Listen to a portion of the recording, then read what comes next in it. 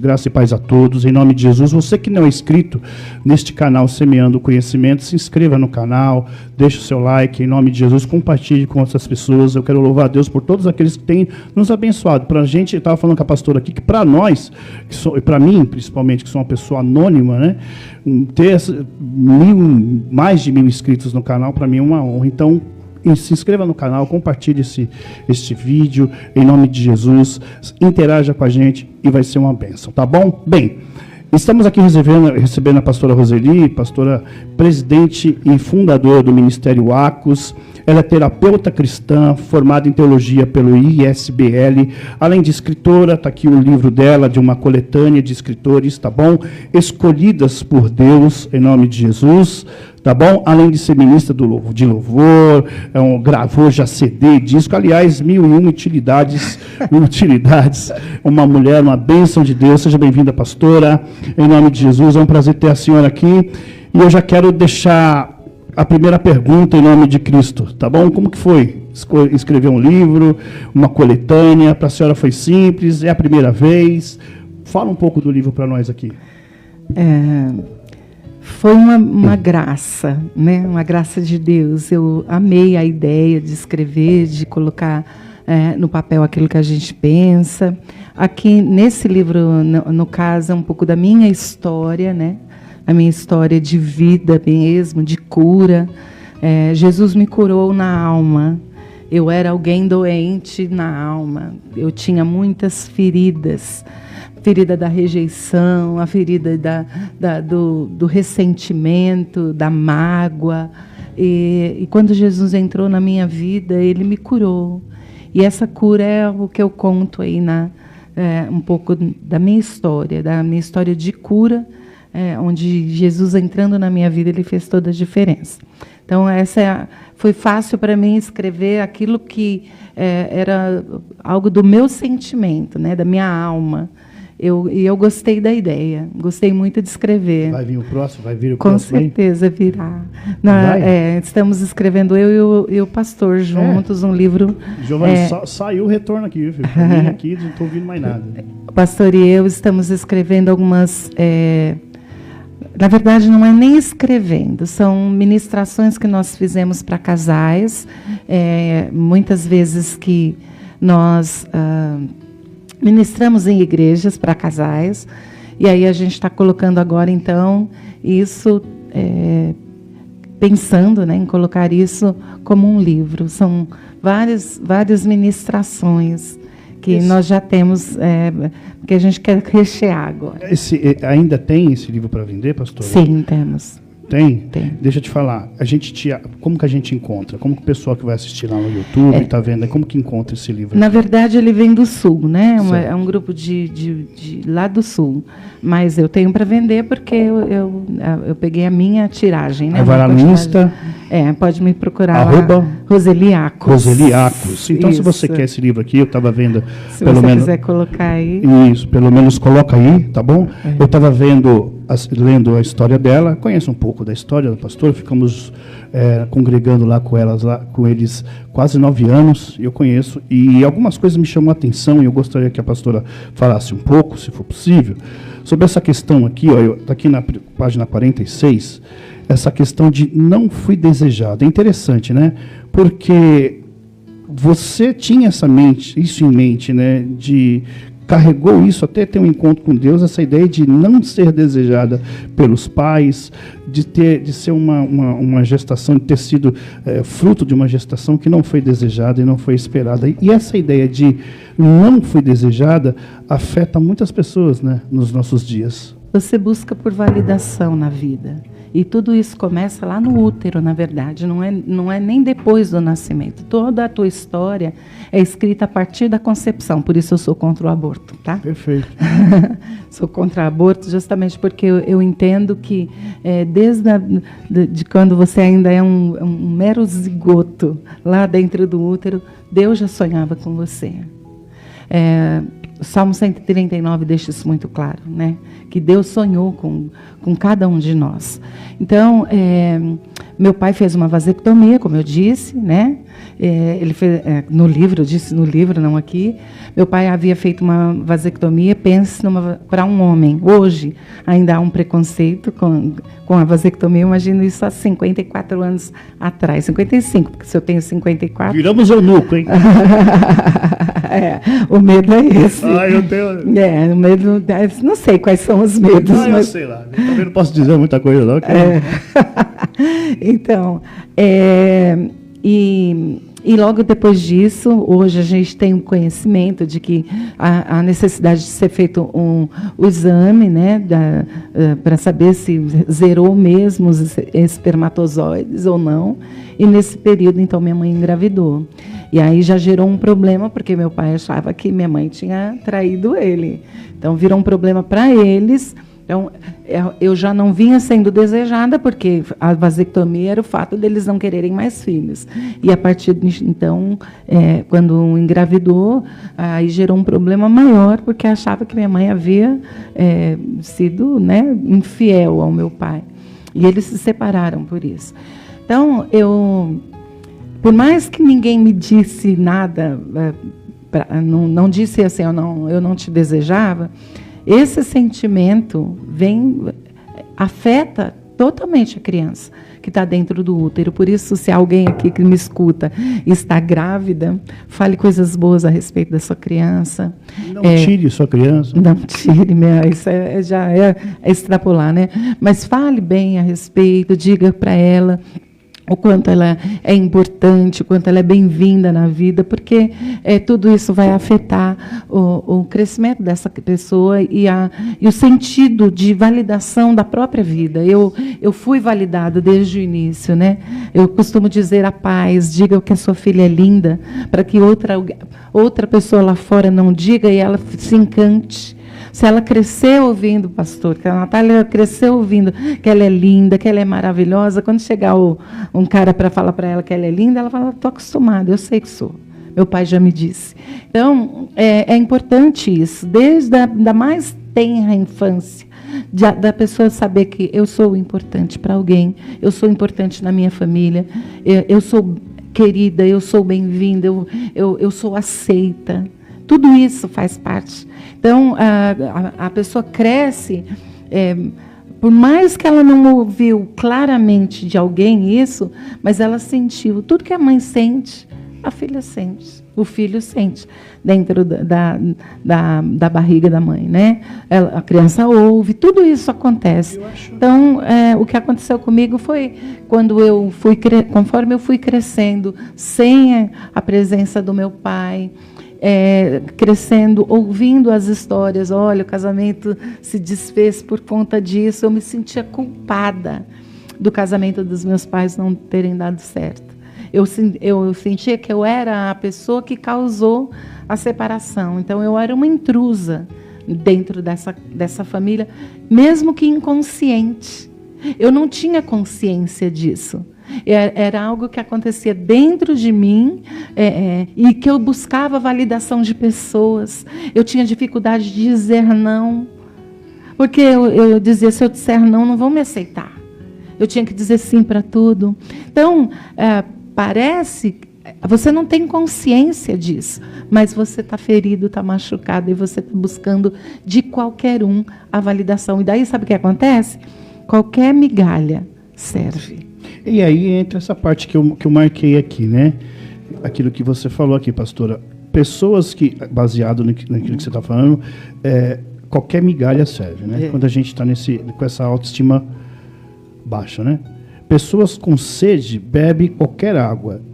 Inclusive né? água suja. Inclusive água suja. Então, baseado à luz daquilo que você está falando. Né? Exatamente. Quando você está buscando das pessoas...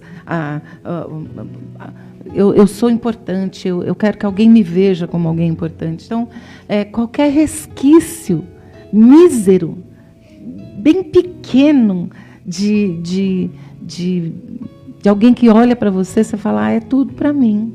E aí você percebe que um abismo, a Bíblia diz isso, um abismo chama outro abismo. Aí as pessoas começam elas não eram aquilo que você imaginava, porque você criou aquela pessoa por conta de uma palavra, por conta de um abraço, você cria uma imagem, e nessa imagem a pessoa diz, não, eu não sou isso. E a culpa não é da pessoa, é tua mesma, porque você que acreditou.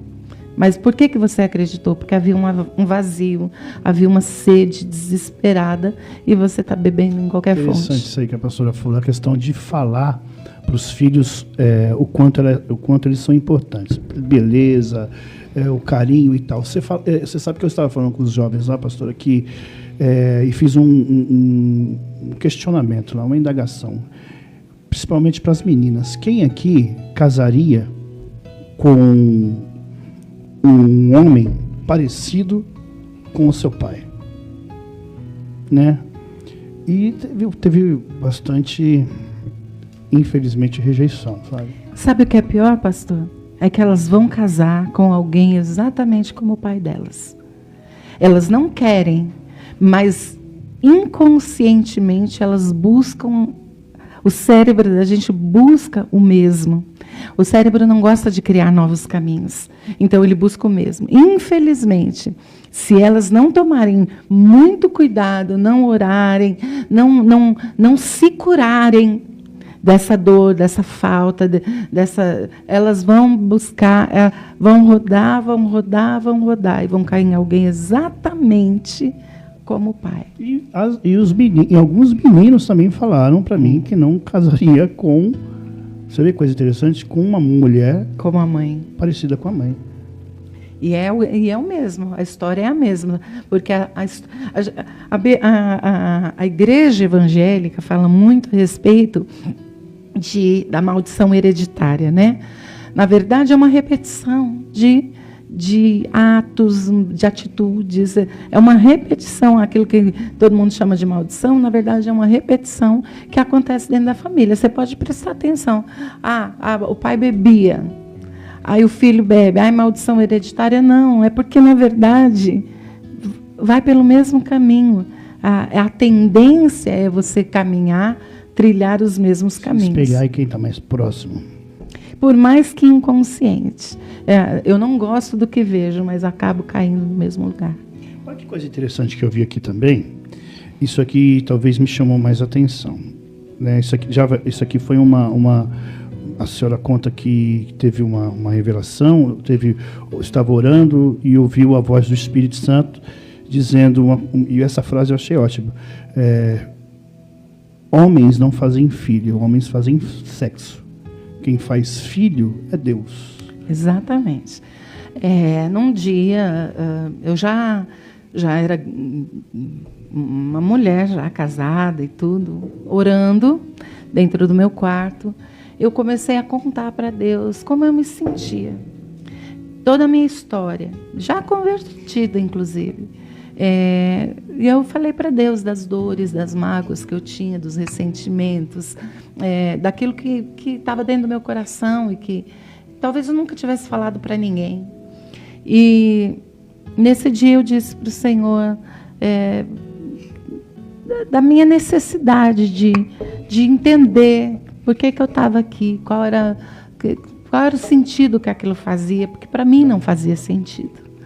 E então parece que eu ouvi em alto e bom som o Espírito Santo me dizendo: eu quis você, eu desejei você. Por mais que os seus pais não te quisessem, eu quis. E quando eu entendi isso, eu entendi também que a gente não faz filho. Quantos casais nós conhecemos que desejam ter filhos e que não têm, mas que fazem sexo? Mas não tem filhos. Porque o filho não sou eu que faço. Ninguém sai e diz assim, bom, hoje eu vou para a cama e vou fazer um filho. Você não tem esse poder. Ninguém tem esse poder. Então, quem faz filho... É a criação, né? Isso é poder de quem faz filho. Do Criador. Né? Do Criador. Não só ele pode fazer Perfeito. isso. Perfeito. Ó, gente, tá aqui então, @Roseli Acus. Hoje aí, Fia?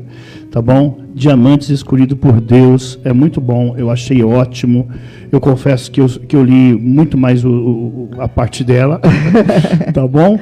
Então fica aqui em nome de Cristo. Mas tem histórias maravilhosas tem, aí. acredito Tem, que sim. tem história de mulheres aí que foram violentadas, que foram curadas por Deus, porque é um livro que fala a respeito da cura mesmo, do que Deus faz. É que, na verdade, sobre história da igreja, sobre escatologia, pneumatologia, tudo isso a gente já tem um monte, né?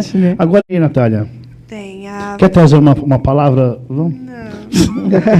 A Vanessa Souza mandou a paz. A paz, A Vanessa. Flávia mandou graça e paz a todos. Diaconisa Flávia, A paz. Rosimari Mendes mandou a paz do Senhor. A paz. Pastor Mauro mandou a paz. A paz, Pastor Mauro, Deus abençoe. Isso. Isso só, por enquanto, né, filho? Tá animado, você percebeu, pastora? Bem, gente, é isso aí. Então fica aqui a dica, é muito bacana, vai ser bênção para a sua vida em nome de Jesus. Você vai ver que Deus ainda opera milagres. O nosso Deus é o mesmo ontem, hoje e a eternidade. Bem, amém? Bem, existe um assunto que nunca sai de moda e a gente vai falar um pouquinho sobre ele aqui. E esse assunto, esse aqui eu vou te falar, viu? É o pastorado feminino. Nesses últimos anos aí, meus irmãos, por algum motivo que eu não sei, tá bom? Não sei explicar, cresceu novamente o número de debates acerca deste assunto, pastorado feminino. Eu assisto a programação, gosto muito de assistir a programação do pastor César Cavalcante e do pastor Cruvinel, e sempre tem debates fortíssimos, né? E eu vi um debate de uma missionária, por questões éticas não vou falar, com uma pastora. E eu não sei, pastor Rosito, talvez pelo fato da pastora não estar tão preparada, a missionária foi tão armada, e ela ia e tal, e batia. Olha, se fosse vai ser a briga do Popó com o Bambam, viu? Foi feio o negócio. E também alguns pastores que fortaleceu a teoria da missionária de que não é bíblico o pastorado feminino. E um dos grandes pastores, dos grandes nomes, aliás, que lutam contra o pastorado feminino nas igrejas dos nossos dias hoje é o pastor reformado Paulo Júnior, né? Paulo Júnior, ele chegou a dizer, né, que, olha, se você é pastor, se você só dar um Google aí, clicar aí e tal, chegou a dizer que você que é pastor, você que é pastora, abandone, você está em pecado e tal. Bem, é a opinião dele, a gente respeita. E ele chegou, posso falar uma frase dele? Ele disse, se você é pastor e tem um pastor na sua igreja, porque esse homem é frouxo. É isso mesmo. Você consegue abrir, filho, deixar assim? Isso, deixa assim para nós, em nome de Jesus. Deus abençoe. Então, pastor, deixa eu te falar. Você viu essa declaração dele? Essa do outra Paulo Júnior? do para, não. Mas, entrega. Né? Não faça isso, você está em pecado. E Paulo Júnior é um pastor reformado, um homem de Deus, né? Mas tem esse conceito aí, a gente não tem que falar do pastor Paulo Júnior, ele não tem nome envolvido em nenhuma polêmica, mas tem essa visão. Então, a pergunta que a gente já começa a fazer, pastora, a ordenação feminina para o ministério pastoral, ele é bíblico? Existe alguma passagem que aprove essa ordenação feminina? Por outro lado, existe alguma passagem bíblica que não aprove ou que proíba também essa ordenação? Qual que é a opinião acerca deste assunto? Em nome de Jesus, fica à vontade, pastor. Eu não me lembro de lugar nenhum também que a Bíblia tenha falado da ordenação pastoral masculina. Se há, me perdoe, mas eu não fala da ordenação. O que acontece, pastor, e essa é a minha opinião, hoje existem muito mais mulheres trabalhando para Jesus, trabalhando dentro da igreja, do que homens. Só para te ajudar, para trazer um número interessante à luz daquilo que a senhora está falando, são 24 milhões de mulheres, né, e 19 milhões de homens no Brasil, evangélicos, tá? Sim, então... São o quê? 19, 21, 2 e 3, 20, quase 5 milhões a mais de mulheres. Então, Eu entendo que nós estamos num tempo onde as mulheres estão sendo levantadas mesmo por Deus, porque Deus não desperdiça ninguém. Quando Joel diz assim, derramarei do meu espírito sobre toda a carne, e isso é para a igreja, não é para todo mundo, mas é para a igreja, né? A igreja recebeu o Espírito Santo. O apóstolo Paulo corrobora com isso quando ele diz assim: em Deus não há judeu ou gentil, homem, mulher, escravo ou livre, e aí por aí vai. Então, eu acredito muito nisso. Outra coisa que eu acredito é que o ministério de Jesus Cristo, ele tinha 12 apóstolos, depois ele tinha lá os 70. A Bíblia não fala desses 70 se eram homens. Eu acredito que sejam homens. Eu não estou achando que tinha uma mulher infiltrada ali, não, mas acredito que eram homens. Pode ser que havia casais, porque era de 2 em 2. Por que não um homem e uma mulher juntos? Né? Mas a Bíblia não cita nomes, a gente não pode também colocar. E ele diz, vão lá e preguem. Mas é só para esses, a princípio. A primeira vez que ele diz, vai e fala para toda a cidade, quem você conheceu Jesus, foi a uma mulher. Que foi uma mulher de um passado duvidoso, inclusive. Se for falar de passado duvidoso, a gente tem Raabe, né? Pois é. Mas a primeira vez que Jesus comissiona alguém publicamente, literalmente, é a essa mulher. Vai e fala para toda a cidade que você conheceu o Cristo. Então, foi uma mulher que tinha 5 maridos, a mulher samaritana todo mundo conhece. Eu não acredito, pastor, que Deus desperdiça ninguém. Deus não, quando chama alguém, ele não pergunta se é homem ou se é mulher. Ele chama. Então, o caso do título, se a pessoa tem problemas com o título, o fato é que há muitas mulheres que são pastoras dentro da igreja que não têm título de pastora. Eu entendo que o chamado de Cristo não é para título. O chamado de Cristo é para serviço. É para ser servo. Então, se tiver chamar uma mulher de pastora, porque eu também conheço inúmeros pastores, homens, que não deveriam ter esse título. Que nem de longe tem o chamado. É claro e nítido, mas é homem. Então, porque ele é homem, ele pode ter. Aí é aceito. É aceito.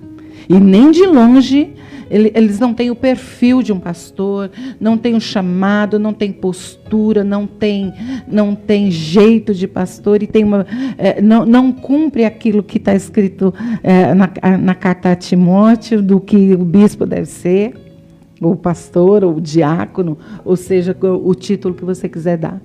Então, eu acho que o grande problema hoje é que mesmo nesses pastores júnior e tantos outros que não aceitam, os reformadores, que não aceitam o título, eles têm muitas pastoras lá dentro que não têm o título, mas que fazem o papel. São conselheiras, são trabalhadoras, mulheres que ganham alma, mulheres que estão à frente. Quantas mulheres são líderes de grupos de mulheres também? E que são pastoras daquelas mulheres. Então, a grande dificuldade que eu tenho hoje de entender esse pensamento é que as mulheres estão funcionando como, só não podem ter o título. Você acha que, pastora, Efésios 4:11, deixa eu abrir aqui, porque a gente traz Bíblia e não abre, né? Deixa eu ver aqui. Efésios 4:11, a Bíblia fala sobre o que a gente chama de ministério quíntuplo, né? Uhum. E aí, é aqui que os defensores do pastorado feminino, eles se apegam, né? Então aqui, vamos lá, Efésios 4:11, diz que ele designou alguns para apóstolos, outros para profetas, outros para evangelistas, outros para pastores e mestres. Agora eu faço uma pergunta. Profetas femininas, pode? Quantas você conhece? Um monte. Evangelistas femininas, pode? Quantas nós conhecemos? Então, e aí vai por aí afora. E aí quando chega em Paulo, né? Quando chega Paulo, claro que aqui Paulo, quando chega Paulo não, quando chega, claro, fica à vontade. Posso fazer só tudo que ele está falando aqui é com relação à função. Porque, por exemplo, meu marido, eu olho para ele e vejo nele um mestre. Eu acho que o pastor também o vê dessa maneira, como um mestre. Aliás, ninguém diz o mestre Mauro. Por ele, né? Ninguém diz o mestre Mauro. Mas ele tem a função de mestre na área do ensino. Né? Quem esteve ao lado do pastor Mauro sabe que ele tem essa facilidade de ensinar, de colocar as palavras de uma maneira... É um dom de Deus sendo um mestre ali. Eu acho que muita gente concorda comigo e eu não estou querendo, né, colocar meu marido num lugar que não é dele. É que quem conhece sabe que ele tem esse chamado, mas ninguém o chama de o mestre Mauro. Não é verdade? Sim, claro. Então, nós olhando para a função, e é isso que me assusta. A função está na pessoa. Não precisa do título. E por que? Qual que é o problema, o preconceito tão grande com o título? Já que para uns você usa, para outros não. Eu acho que é 1 Timóteo 2,11 que é o grande espantalho que eles usam em pró daqueles que defendem a não ordenação feminina, né? Por exemplo, a Bíblia diz em 1 Timóteo 2,11, a mulher deve aprender em silêncio, com toda reverência. No 12 ele diz, e não permito, Paulo dizendo, tá? Que a mulher ensine nem exerça autoridade sobre o homem. Esteja, portanto, em silêncio. Aí vai o 13, porque Adão foi criado primeiro e tal. Bem, aqui é o grande argumento daqueles que defendem, né, a não ordenação feminina, pastora. E aí, como que a gente enxerga esse versículo aqui?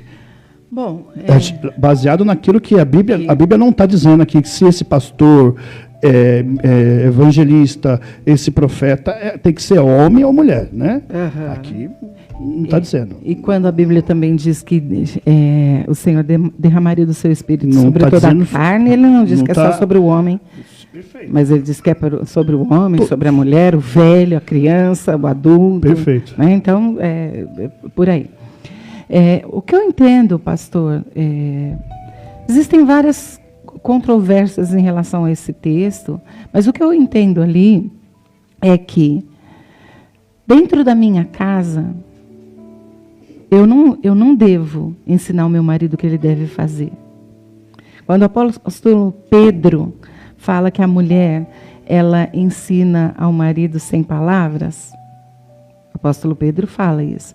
Então, eu acho que está muito mais relacionado à vida do casal do que à igreja. Que a mulher não exerça autoridade sobre o homem dela, sobre a casa dela. Dentro da casa, quem exerce a autoridade é o homem, não é a mulher. E não, essa questão de não ensinar? Então, a autoridade, isso aí é perfeito. E esse silêncio, pastora, que Paulo fala, o silêncio aqui na visão do Paulo é um sinal de reverência. Sim. É isso? Sim. Então, e eu estou dizendo que tudo isso é dentro da casa dela.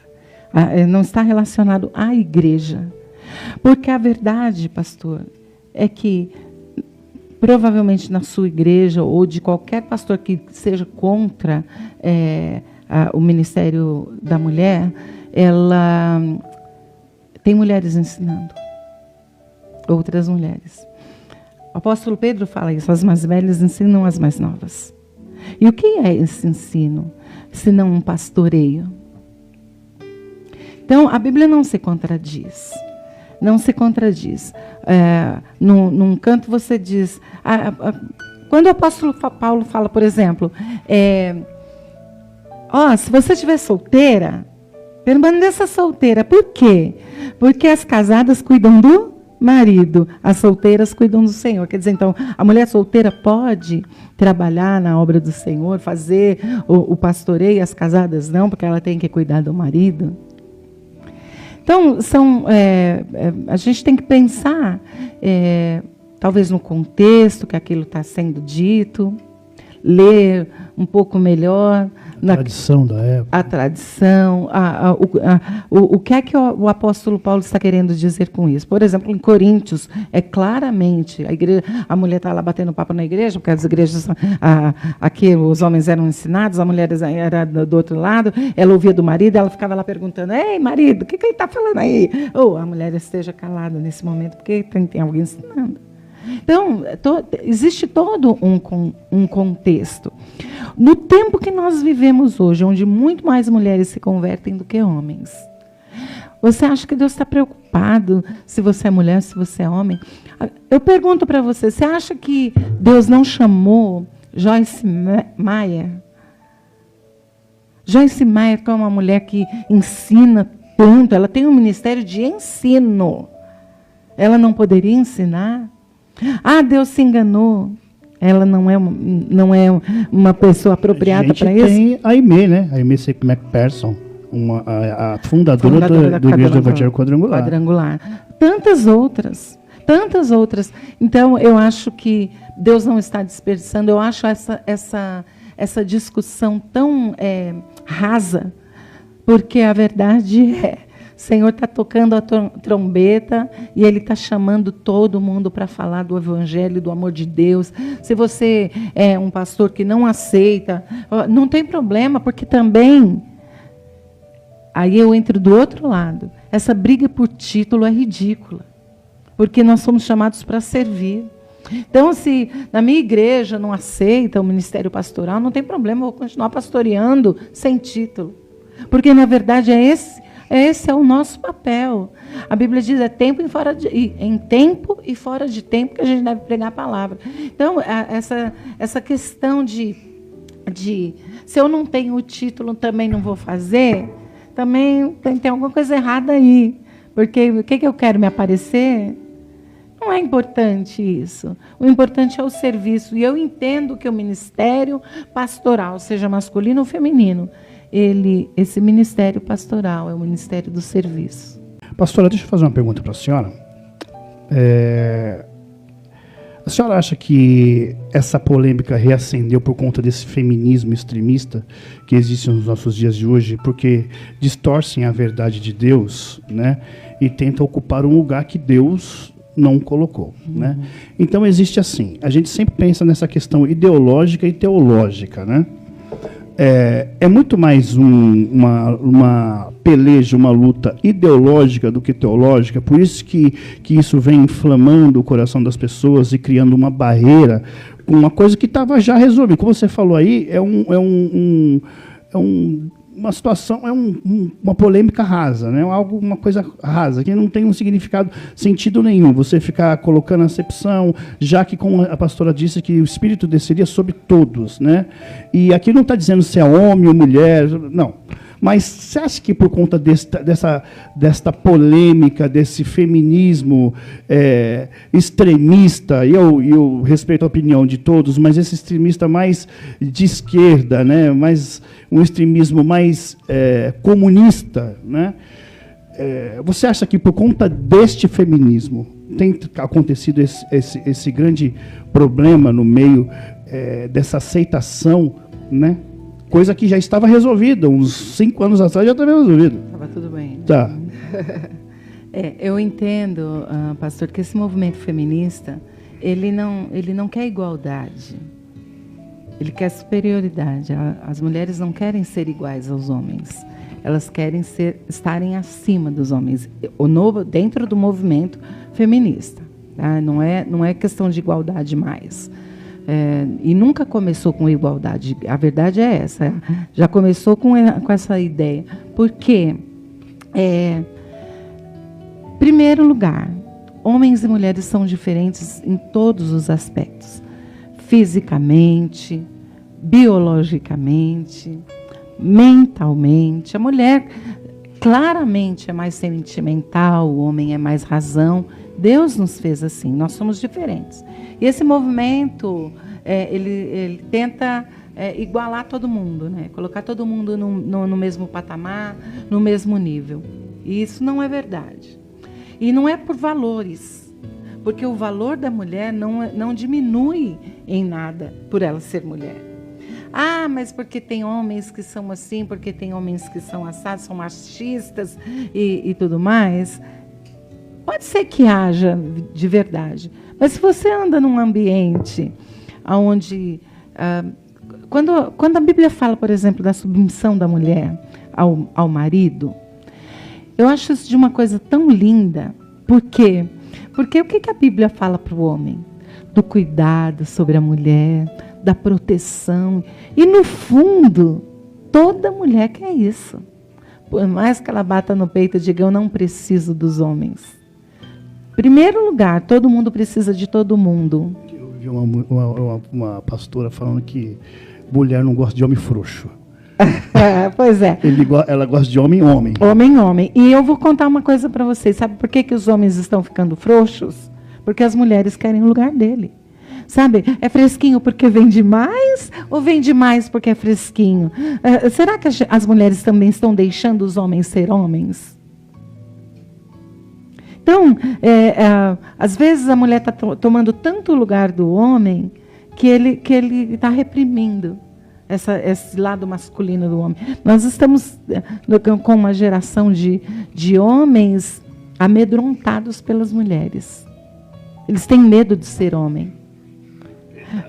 Tem medo de ser homem. Aquela Glória Maria, que faleceu há pouco tempo, antes de morrer, ela fez uma declaração tão interessante. Ela falou assim, eu gostava de ser paquerada. Eu achava gostoso um homem olhar para mim e me achar bonita. Hoje os homens têm medo.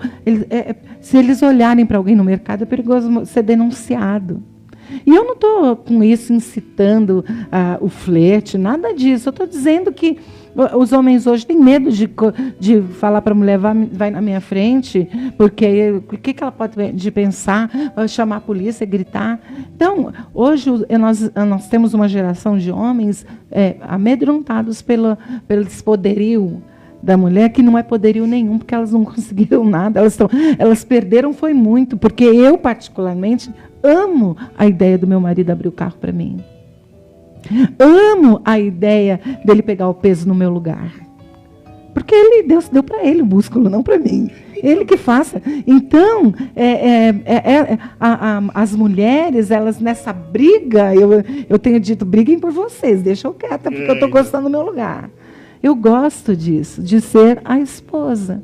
A mulher que está do lado do meu marido e que ele toma as decisões, que se derem errados, as decisões que ele tomar, não é problema meu, é problema dele, apesar da gente estar no mesmo barco. O que eu posso fazer é dar opiniões, ajudar o meu marido, dar uma direção para ele, dizer para ele, olha, vai por aqui que eu acho melhor, pensa junto comigo, vamos pensar juntos sobre isso, mas não tomar o lugar dele. E a mulher também deveria, essas mulheres que pensam dessa forma, ela deveria entender que a mulher, ela tem que, segundo a Bíblia, ser submissa, né? Ou seja, qual foi a palavra que a pastora usou? Submissão é estar junto numa missão. Agora, a ordem para o homem é que ele ame a mulher como Cristo amou a igreja. O que é mais difícil, pastor? Então ela não, tem que se inverter os fatores. Então tem que começar a fazer assim. Eu só vou ser submissa a você, agora você ame como amou a igreja, você se doe por ela e assuma tudo isso. Né? Agora não. Quando o problema é mais agudo, né? Aí você não é homem, não. Né? Agora, quando é uma coisa que a mulher... Eu também volto a repetir, tá? A minha visão acerca deste assunto é que foi que nós falamos no início. O Espírito é sobre todos, né? E a chamada é para todos, né?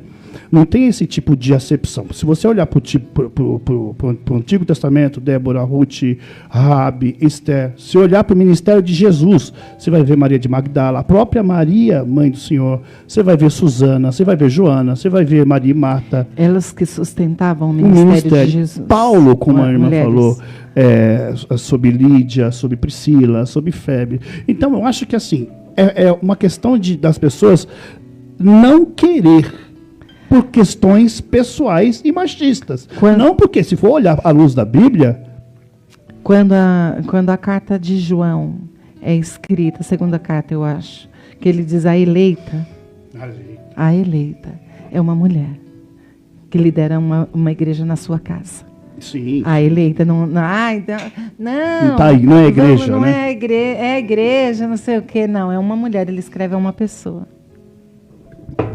Resumindo, pastora, o que você pensa sobre esse assunto? E aí, alguém mandou um oi, que a gente já está caminhando para o final. A Maria Rita mandou Maria Rita, é aquela do Roberto Carlos ou aquela deles? Do Pedrão. Do Pedrão. Ela mandou assim: muitas mulheres, infelizmente, nem sabem realmente as raízes e objetivos do feminismo.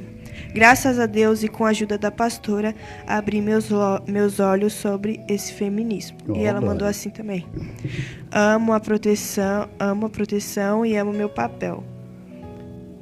Boa, glória a Deus. Obrigada, Rita. É isso aí, Maria Rita, tá ótimo. Manda um abraço pro Pedro. O Pedro passou, um dia a gente estava no mercado, ele passou, olhou, viu a Natália, é a Natália? Viu, Natália? Né? Depois ele me viu, pastor, enorme, né? Forte. Bem, gente, o nosso tempo está chegando, já chegou ao fim, né? O tempo aqui é curto, é 1 hora. E eu gostaria de marcar um outro dia para a pastora vir aqui, para a gente falar sobre... Tinha tanta coisa para falar aqui, tanta coisa para conversar acerca de outros assuntos, né? Eu quero mostrar aqui o livro do pastor Mauro. No dia 2 de março... Tá os dois aí, desculpa. Tá, o dia 2 de março vai ter o lançamento na Rua Parreira Brava, número 320, do livro do pastor Mauro de Oliveira, Tua Presença Me Basta.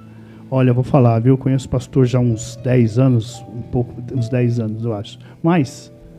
Não, acho que uns 15 anos, uns 12 anos, 13 anos, mais ou menos. E quando eu conheci ele já começou a falar sobre esse livro. A pastora falou que já estava até escrito, né? Olha, eu vou falar, o pastor é uma bênção, é um homem de Deus.